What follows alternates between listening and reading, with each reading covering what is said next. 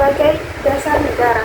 Di mana pada subbab pertama yang kita bahas adalah pengertian Pancasila sebagai dasar negara.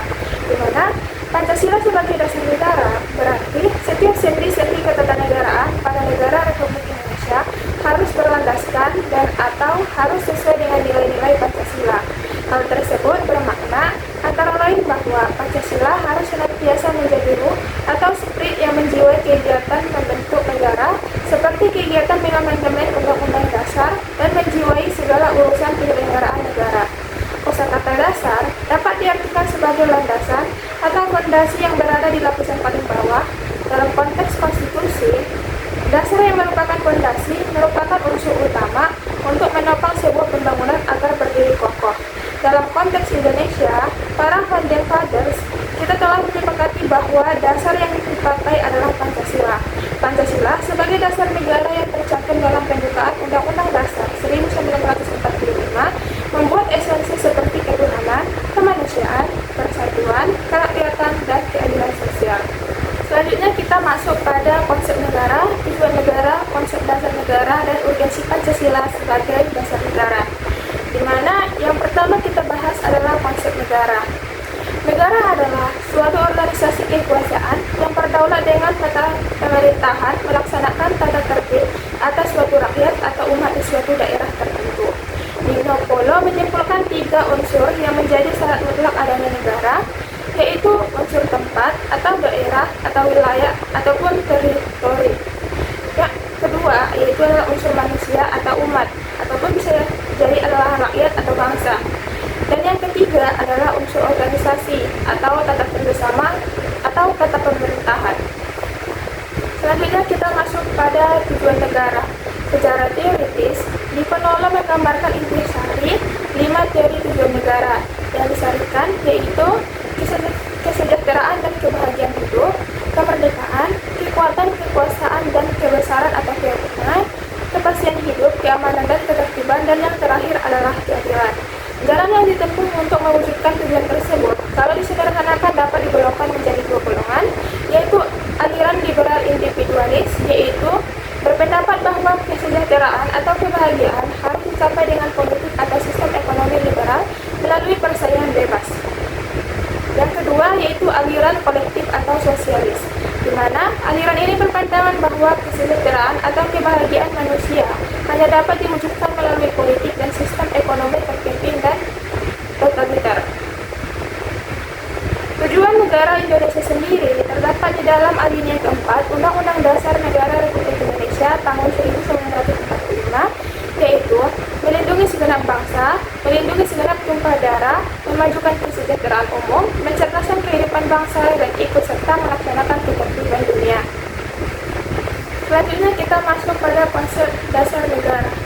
Secara etimologis, dasar negara bermakna identik dengan istilah Grundom atau norma dasar, Rechtsstaat atau citra hukum, Staatsstaat atau cita negara, filosofis Grundlag atau dasar filsafat negara. Secara terminologis atau secara istilah, dasar negara dapat diartikan sebagai landasan dan sumber dalam membentuk dan menyelenggarakan negara. Dengan demikian, dasar negara merupakan suatu norma dasar dalam penyelenggaraan bernegara yang menjadi sumber dari segala sumber hukum sekaligus sebagai citra hukum, baik tertulis maupun tidak tertulis dalam suatu negara. Selanjutnya kita masuk ke dalam urgensi Pancasila sebagai dasar negara. Untuk memahami urgensi Pancasila sebagai dasar negara, dapat dilakukan dengan 2 pendekatan, yaitu institusional atau kelembagaan dan human resource atau personal atau bisa juga dengan sumber daya manusia.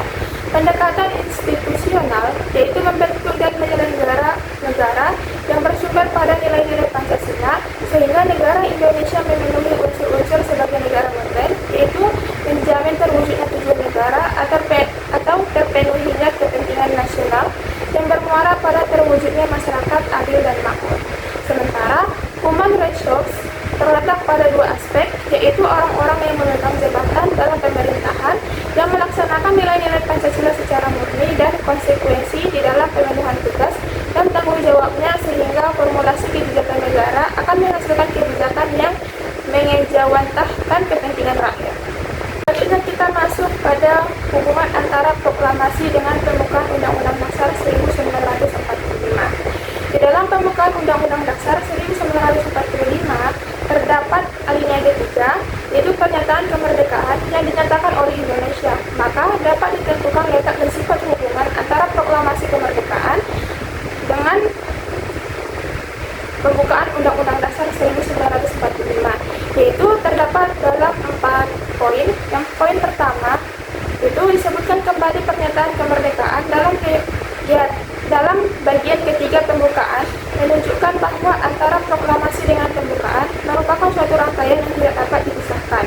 Poin kedua yaitu ditetapkannya pembukaan pada 18 Agustus tahun 1945 bersama-sama ditetapkannya Undang-Undang Dasar, Presiden dan Wakil Presiden merupakan realisasi bagian kedua proklamasi. Dan yang ketiga yaitu pembukaan hakikatnya merupakan pernyataan kemerdekaan yang lebih terperinci dari adanya cita-cita luhur yang menjadi semangat pendorong ditegakkannya kemerdekaan dalam bentuk negara Indonesia merdeka, berdaulat, bersatu, adil dan makmur dengan berdasarkan atas kerohanian Pancasila. Dan yang terakhir, sifat hubungan antara pembukaan dan proklamasi yaitu memberikan penjelasan terhadap dilaksanakannya proklamasi pada tanggal 17 Agustus tahun 1945, memberikan penegasan terhadap dilaksanakannya proklamasi pada tanggal 17 Agustus tahun 1945 dan memberikan pertanggungjawaban terhadap dilaksanakannya proklamasi tanggal 17 Agustus tahun 1945. Selanjutnya kita masuk pada hubungan antara Pancasila dengan pembukaan Undang-Undang Dasar Negara Republik Indonesia tahun 1945. Seperti yang terlihat pada gambar samping, di mana pada tingkat paling atas adalah Pancasila, kemudian pembukaan, setelah itu batang tubuh Undang-Undang Dasar 1945, dan yang paling bawah adalah rakyat. Yang terbentuk dalam piramida tersebut menunjukkan Pancasila sebagai suatu cita-cita hukum yang berada di puncak segitiga.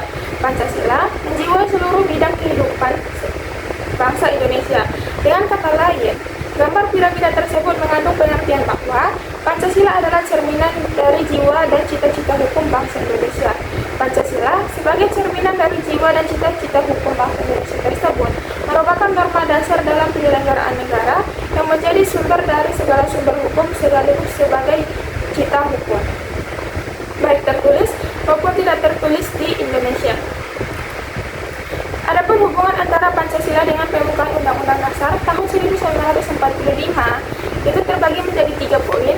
Poin yang pertama yaitu adalah hubungan Pancasila dengan pembukaan Undang-Undang Dasar 1945 bersifat formal dan material. Dalam hubungannya yang bersifat formal antara Pancasila dengan pembukaan Undang-Undang Dasar 1945 dapat ditegaskan bahwa rumusan Pancasila sebagai dasar negara Republik Indonesia adalah sebagaimana tercantum dalam pembukaan Undang-Undang Dasar Negara Republik Indonesia tahun 1945 pada alinea keempat. Adapun hubungan Pancasila dengan pembukaan Undang-Undang Dasar Negara Republik Indonesia tahun 1945 secara material adalah menunjuk pada materi pokok atau isi pembukaan yang tidak lain adalah Pancasila. Poin yang kedua yaitu pembukaan Undang-Undang Dasar 1945 memenuhi syarat unsur mutlak sebagai stats fundamental norm. Oleh karena itu, kedudukan pembukaan merupakan peraturan hukum tertinggi di atas Undang-Undang Dasar. Implikasinya, semua peraturan perundang-undangan dimulai dari pasal-pasal dalam Undang-Undang Dasar Negara Republik Indonesia tahun 1945 sesuai dengan peraturan daerah harus sesuai dengan pembukaan Undang-Undang Dasar 1945. Dan poin yang ketiga yaitu Pancasila merupakan asas kerohanian dari pembukaan Undang-Undang Dasar tahun 1945 sebagai stats fundamental norm. Secara ilmiah akademis, pembukaan Undang-Undang Dasar Negara Republik Indonesia tahun 1945 mempunyai hakikat kedudukan yang tetap, kuat, dan tidak berubah bagi negara yang dibentuk. Dengan perkataan lain, jalan hukum tidak dapat lagi diubah. Selanjutnya kita masuk pada penjabaran Pancasila dalam pasal-pasal Undang-Undang Dasar tahun 1945. Apabila disederhanakan, terdapat penjabaran Pancasila tersebut menjadi 3 poin. Yang pertama, Pancasila merupakan asas kerohanian dari pembukaan Undang-Undang Dasar 1945 sebagai stats fundamental norm. Yang kedua, pembukaan Undang-Undang Dasar 1945 diartikan dalam wujud pokok pikiran yang terkandung dalam pembukaan Undang-Undang Dasar. Dan yang terakhir, bahwa pokok pikiran yang terkandung dalam pembukaan Undang-Undang Dasar 1945 terjemah dalam pasal-pasal Undang-Undang Dasar 1945. Selanjutnya, kita masuk pada implementasi Pancasila dalam pembuatan kebijakan negara, khususnya dalam bidang politik, ekonomi, sosial budaya, dan HAM. Yang pertama, kita akan membahas tentang implementasi Pancasila di bidang politik, di mana perumusan kebijakan pada bidang politik dapat ditransformasikan melalui sistem politik yang tertumpu kepada asas kedaulatan rakyat berdasarkan konstitusi, mengacu pada pasal 1 ayat 2 Undang-Undang Dasar 1945. Beberapa konsep dari implementasi nilai-nilai Pancasila dalam bidang politik dapat dikemukakan menjadi 2 poin, yaitu sektor suprastruktur politik, yaitu semua lembaga-lembaga pemerintah seperti legislatif, eksekutif, yudikatif, dan lembaga pemerintahan lainnya, baik di pusat maupun di daerah. Yang kedua, sektor masyarakat, yaitu infrastruktur politik, yaitu lembaga-lembaga sosial politik seperti organisasi kemasyarakatan, partai politik, dan media massa. Infrastruktur politik tersebut berfungsi memberikan masukan kepada suprastruktur politik dalam menghasilkan kebijakan politik yang menyangkut kepentingan umum.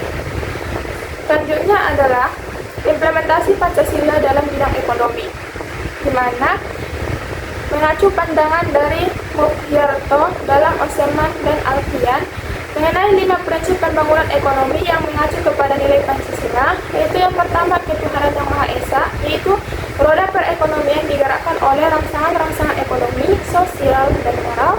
Yang kedua, kemanusiaan yang adil dan beradab, yaitu ada kehendak kuat dari seluruh masyarakat untuk mewujudkan pemerataan sosial sesuai asas-asas kemanusiaan. Yang ketiga, persatuan Indonesia, yaitu prioritas kebijaksanaan ekonomi adalah menciptakan perekonomian nasional yang tangguh. Hal ini berarti nasionalisme menjiwai setiap kejaksaan dan ekonomi. Yang keempat, kerakyatan yang dipimpin oleh hikmat kebijaksanaan dalam permusyawaratan perwakilan, di mana kooperasi merupakan suku guru perekonomian dan merupakan bentuk saling konkret dari usaha bersama. Dan yang terakhir, keadilan sosial bagi seluruh rakyat Indonesia, yaitu dengan adanya imbangan yang jelas dan tegas antara perencanaan di tingkat nasional dan desentralisasi dalam pelaksanaan kebijakan ekonomi untuk mencapai keadilan ekonomi dan keadilan sosial. Selanjutnya kita masuk pada implementasi Pancasila di bidang sosial budaya, di mana strategi yang harus dilaksanakan pemerintah dalam memperkokoh kesatuan dan persatuan melalui pembangunan sosial budaya ditentukan dalam pasal 31 ayat 5 dan pasal 32 ayat 1 Undang-Undang Dasar 1945. Kemudian, nilai-nilai instrumental Pancasila dalam memperkokoh keutuhan dan integrasi nasional sebagaimana diungkapkan oleh Solo, Suemarjan, dan Usman dan Alfian pada tahun 1993, bahwa kebudayaan suatu masyarakat dapat berkembang dengan adanya perkembangan lambat, misalnya dalam masyarakat pedesaan, dan perkembangannya yang lebih cepat atau terlampau cepat, misalnya dalam masyarakat perkotaan.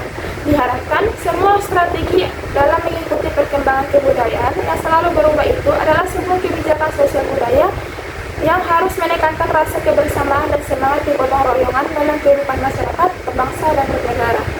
Dan yang terakhir, kita akan membahas tentang implementasi Pancasila dalam bidang HANKAM, di mana prinsip-prinsip merupakan nilai instrumental Pancasila dalam bidang pertahanan keamanan, sebagaimana terkandung dalam pasal 30 Undang-Undang Dasar 1945, dapat dikemukakan, yaitu yang pertama, kedudukan warga negara dalam pertahanan keamanan. Yang kedua, berdasarkan pasal 30 ayat 1 Undang-Undang Dasar tahun 1945, tiap-tiap warga negara berhak dan wajib ikut serta dalam usaha pertahanan dan keamanan negara. Yang ketiga, sistem pertahanan dan keamanan. Adapun sistem pertahanan dan keamanan yang dianut oleh sistem pertahanan dan keamanan rakyat semesta yang lazim disingkat dengan SISHANKAMRATA. Dalam sistem Kamrata, Tentara Nasional Indonesia atau TNI dan Kepolisian Negara Republik Indonesia atau Polri merupakan kekuatan utama, sedangkan rakyat sebagai kekuatan pendukung. Yang keempat, tugas pokok TNI yaitu yang terdiri atas Angkatan Darat, Angkatan Laut, dan Angkatan Udara sebagai negara dengan tugas pokok mempertahankan, melindungi, dan memelihara keutuhan dan kedaulatan negara. Dan yang terakhir, tugas pokok Polri sebagai alat negara yang menjaga keamanan dan ketertiban masyarakat, mempunyai tugas pokok melindungi, mengayomi, melayani masyarakat, serta menegakkan hukum. Sekian materi yang dapat saya sampaikan pada kesempatan kali ini. Jika ada kesalahan ataupun kekurangan, saya mohon maaf. Assalamualaikum warahmatullahi wabarakatuh.